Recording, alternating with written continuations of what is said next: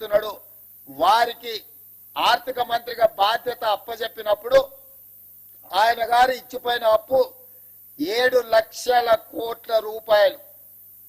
7 లక్షల కోట్ల రూపాయలు ఆయన గారు అప్పు చేస్తే పెద్దలు భట్టి విక్రమార్క గారు ప్రతి నెల 7,000 కోట్ల రూపాయలు మిత్తి కడుతున్నాడు.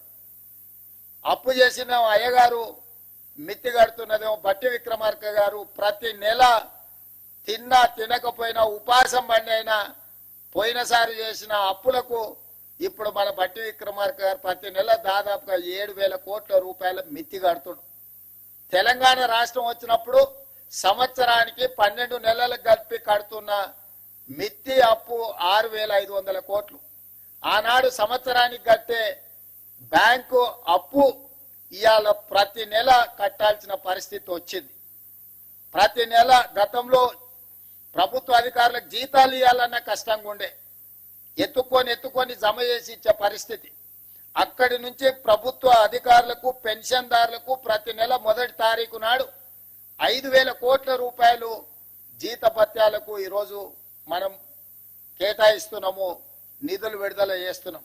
సరిగ్గా 7 నెలలు మనం మహాలక్ష్మి గాని, గృహజ్యోతి గాని, రాజీవ్ ఆరోగ్యశ్రీ గాని ఇట్లా వివిధ ఖాతాలకు వివిధ మన 6 గ్యారంటీలలో అమలు చేసిన 5 గ్యారంటీలకు ఇప్పటి వరకు 29,000 కోట్ల రూపాయలు మన ప్రభుత్వం ఖర్చు పెట్టింది.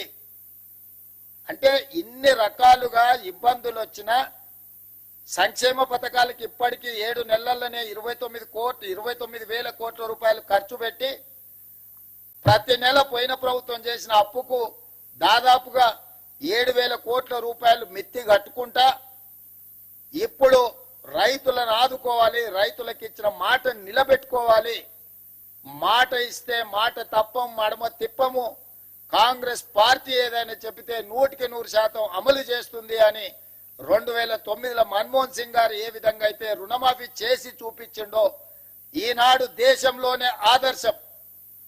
కొంతమంది ఎక్కడెక్కడి నుంచో వచ్చి ఒక ఆయన గుజరాత్ మోడల్ అంటాడు, ఇంకొక ఆయన ఇంకేదో మోడల్ అంటాడు.